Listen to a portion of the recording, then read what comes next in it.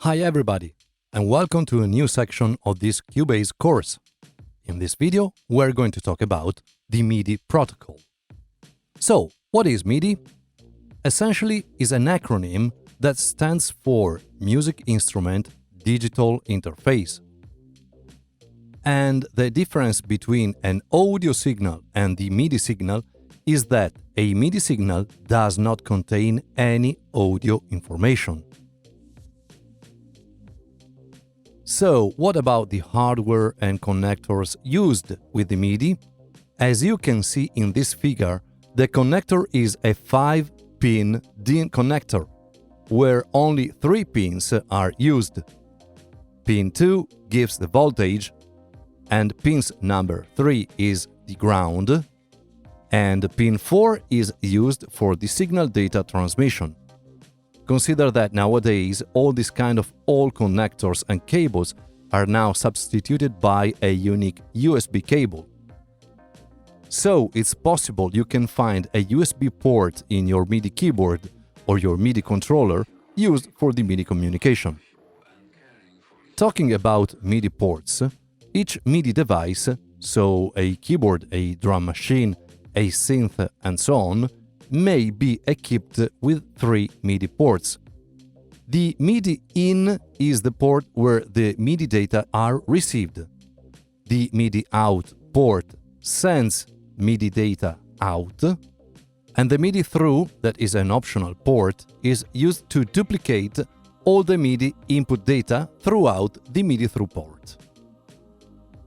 Again, nowadays a USB cable replaces everything. The MIDI ports are integrated into the same USB cable. Talking about cables, you can find that the MIDI cables are male-to-male connections.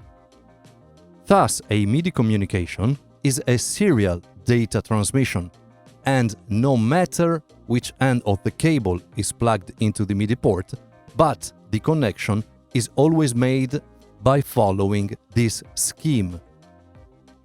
The MIDI data transmission is a serial transmission.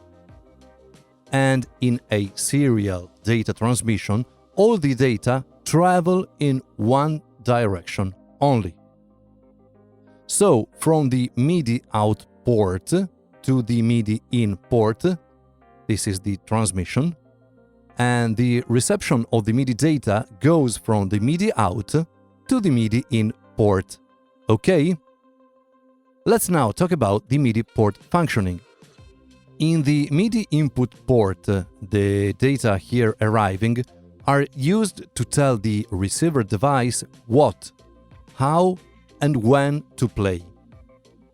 The MIDI in can receive information from both the MIDI out and MIDI through ports, while the MIDI out port transmits performance MIDI data when a keyboard or a MIDI device is played. In Cubase, the MIDI out must be redirected to the virtual instrument MIDI in port, so that the sound module of the VST instrument can translate MIDI data into audio. As you remember, the MIDI signal does not contain any audio information. The MIDI signal must be translated by a sound module to generate the audio. And finally, the MIDI through port repeats all the data coming from the MIDI in port, which means that everything that arrives into the MIDI in port is exactly replicated throughout the MIDI through port. Let's now talk about the daisy chain. During the past years, to connect several MIDI devices in a chain, we used the MIDI through port, with a problem, because each device introduces a 3 milliseconds delay due to the MIDI through replication.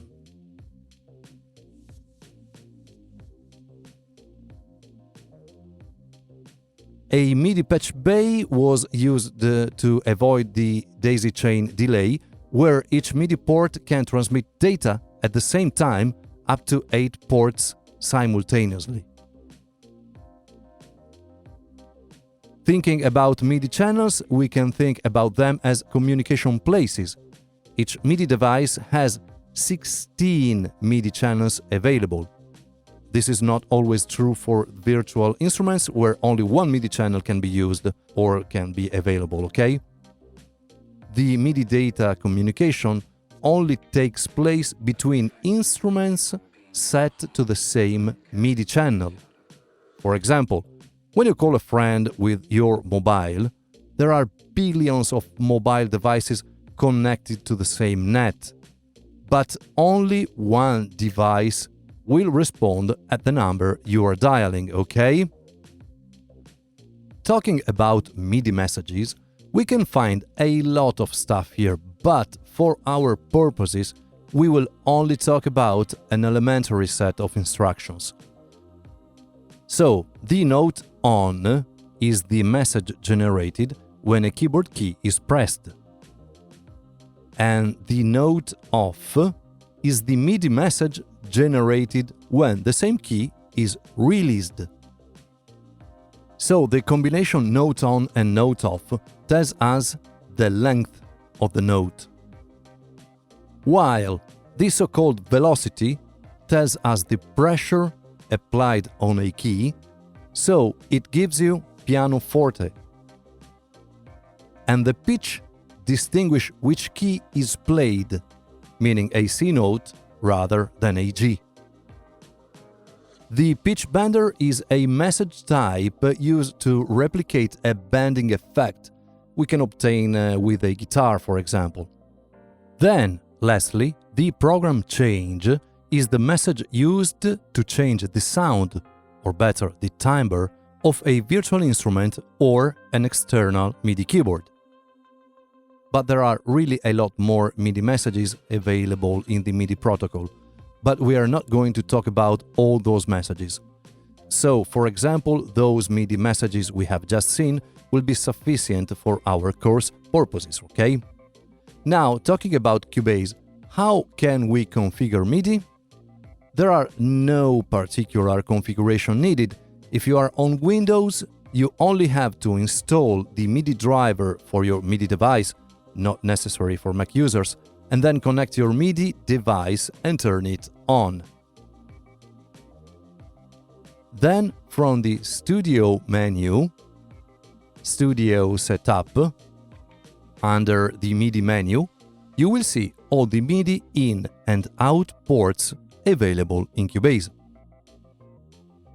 Consider that since Cubase 12 and the MIDI Remote Assistant, we are easily able to use external MIDI controller and configure them to our needs to speed up the workflow and the creation process, okay? And that's all, so no particular configurations are needed, okay? So we have just finished the MIDI protocol's essential introduction, so let's now understand how to configure and create a virtual instrument and control it through an external MIDI device into Cubase. Okay, let's now move on to the next video.